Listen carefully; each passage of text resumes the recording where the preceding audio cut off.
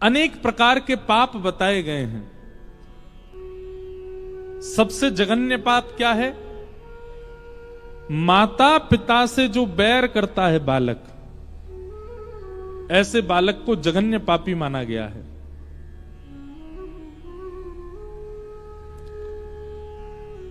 आप जिनकी कृपा से पृथ्वी पर आए हो, जिनकी कृपा से आप श्वास ले रहे हो, जिनकी कृपा से आप बड़े हुए हो, आदि आदि सब बातों का निर्वहन कर रहे हो, वे उनके ऋण से आप कभी ऋण नहीं हो सकते।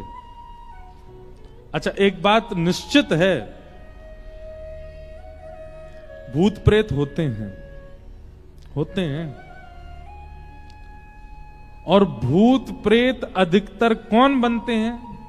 जिनके ऊपर उनके माता पिता की कृपा ना रही हो। माता पिता वैसे तो अपने बालक से प्रेम करते ही हैं, पर कृपा कब करते हैं? जब बालक उनका अनुयायी हो, बालक उनका सेवक हो।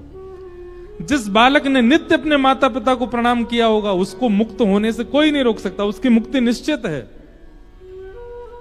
लेकिन जो बालक अपने माता पिता का बैरी हो जाता है, माता पिता से ही द्वेष मानने लगता है, भले ही वो जीवित अवस्था में प्रसन्न रह रहा हो अपने परिवार के साथ, मृत्यु के बाद प्रेत बनेगा। कुछ दिन के लिए तो उसको प्रेत योनि में जाना पड़ेगा। अच्छा, एक और बात अभी अभी मन में आई कहते कहते, प्रेत कौन बनता है? जो कर्जा नहीं चुका पाते उन्हीं को प्रेत बनना पड़ता है। देव ऋण, ऋषि ऋण, पितृ ऋण, ये तीन ऋण जो नहीं चुका पाते उनको दंड के रूप में प्रेत बनाया जाता है। तो देव ऋण, ऋषि ऋण तो हम नहीं चुका सकते, पर पितृ ऋण, माता पिता का ऋण भी जो जरा भी कम नहीं करते, उनको प्रेम करके, उनको प्रणाम करके, उनका ध्यान रख के। हमें कहना नहीं चाहिए, पर हमारे पास के प्रांत पंजाब में बालक विदेश के चक्कर में कई बार माता पिता को छोड़ जाते हैं। वो अपना वर्तमान जीवन तो अच्छा कर लेते हैं, पर भैया मातृपितृ अगर प्रेम चित्त में नहीं है तो फिर प्रेत बनना पड़ेगा आपको, क्योंकि ऋण नहीं चुकाया आपने। धुंधुकारी प्रेत बन गया, और प्रेत बनने की वजह से गया जी श्राद्ध के बाद भी मुक्त नहीं हुआ। तब जाकर के श्री गोकर्ण जी महाराज ने सूर्य नारायण भगवान से आज्ञा मांगी कि जिसका गया श्राद्ध करने पर भी मुक्त ना हुआ हो, वो कैसे मुक्त होगा? तब सूर्य नारायण भगवान आज्ञा करते हैं कि श्रीमद् भागवतान मुक्ति सप्ताहं वाचनम कुरु इति सूर्य वचः सर्वै धर्म रूपम तु विश्रुतम।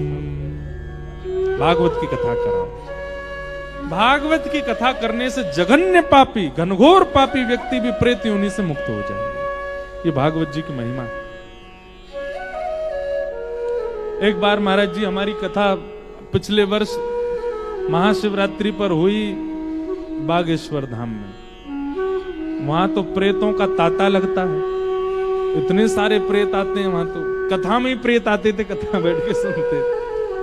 मतलब अप्रत्यक्ष प्रेत तो होते ही हैं कथाओं में। कथा जब होती है ना तो कई जीवात्मा यहाँ बैठी होंगी, वो 7 दिन बाद मुक्त हो जाएंगे। तो प्रत्यक्ष प्रेतों को हमने पहली बार कथा सुनाई, और 50, 60, 100 नहीं थे, कम से कम 10-15 हजार प्रेत थे। और महाराज जी वहां के पर्चा बनाते हैं, सबके प्रेत भगाते हैं, हमारे मित्र हैं। एक दिन क्या हुआ, महाशिवरात्रि वाले दिन सुबह सुबह महाराज जी ने कही कि बोले भैया आज आप आरती करके आओ बागेश्वर बालाजी की। अब मुझे नहीं पता थी कि वहां मंगला में ही सारे प्रेत आते हैं, मुझे थी सब दर्शनार्थी आते हैं। अब जैसे ही मैं आरती करने के लिए गया तो सब ऐसे हाथ जोड़ के खड़े थे दर्शनार्थियों की तरह।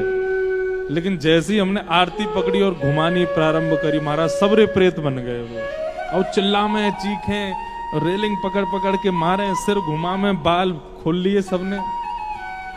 आरती में मेरे हाथ तो कांपने लगे। मैंने बालाजी मोह बचाओ, मैंने आज अंतिम दिन की कथा है। तो जैसे ही हम बाहर निकले आरती करके, तो थे साथ में भाई लोग कई थे हमको बचाने के लिए। लेकिन उनमें से एक प्रेतनी, कैसे पता नहीं, वो प्रेतनी थी तो वो माता जी, वो कहां से तोड़ ताड़ करके और लोग बागों के हाथ सीधे आके उनने मेरा पांव पकड़ा और पांव पकड़ करके मुझे मुक्ति चाहिए, तुम ही दोगे। अरे मैंने की जय हो मैया, मेरे पांव छोड़ो। कूद काद के मैं भागा तो श्रीमद् भागवतान मुक्ति सप्ताहम वाचनम कुरु। तो हमको एक पंडित जी थे साथ में, बोले महाराज जी आपको इसलिए पकड़ रहे हैं, आप कथा सुना रहे हो ना, आपकी कथा से ही मुक्त होंगे, इनको मुक्ति चाहिए इसलिए आपको पकड़ रहे हैं। तो भैया ऐसे प्रेतों की मुक्ति होती है कथा से। जो जघन्य पापी होते हैं वही प्रेत बनते हैं। और एक बात और कह दें, जो कहीं ना कहीं अविश्वासी होते हैं उनको ही प्रेत पकड़ते हैं। जिनके चित्त में नाम के प्रति विश्वास नहीं, जिनके चित्त में कथा के प्रति विश्वास नहीं, जिनके चित्त में ठाकुर जी के प्रति विश्वास नहीं। अब हमारी एक बात सुनना, हम कथा सुनाते हैं, हम जगह जगह कथा कहने जाते हैं, कई लोगों को हमसे भी बहुत बैर होगा, हमारे पीछे कोई प्रेत क्यों नहीं छोड़ दिया, हम पे कोई प्रेत क्यों नहीं आ गया, हम पे कोई टोना टोटका क्यों नहीं करवा दिया। क्योंकि विश्वास है अपने ठाकुर के प्रति, विश्वास है अपने इष्ट के प्रति, विश्वास है अपने गुरु के प्रति। कुछ नहीं हो सकता, ये विश्वास प्रगाढ़ करना पड़ेगा अपने इष्ट के प्रति, कुछ नहीं होगा। तो प्रेत ना बन जाए उसके लिए पाप मत करो, और प्रेत ना पकड़ लें उसके लिए अपने इष्ट पर विश्वास करो, अपने गुरु पर विश्वास करो।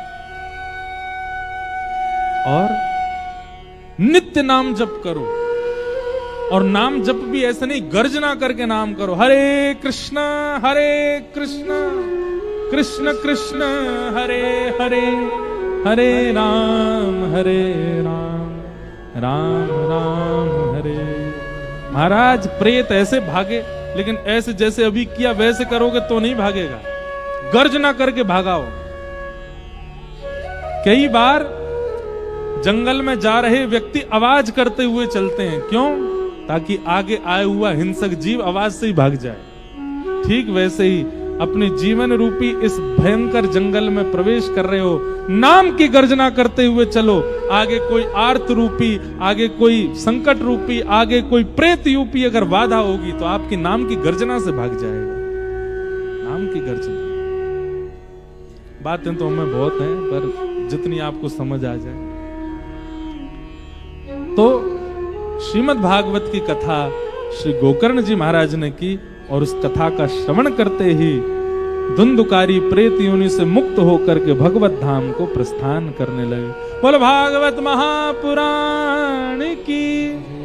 ऐसी भागवत जी की कथा सुनाई गई, जिसके श्रवण से श्री धुंधुकारी मुक्त होकर के भगवत धाम को प्रस्थान कर गए। ऐसी भागवत जी के महात्मा को हम बारंबार प्रणाम करते हैं।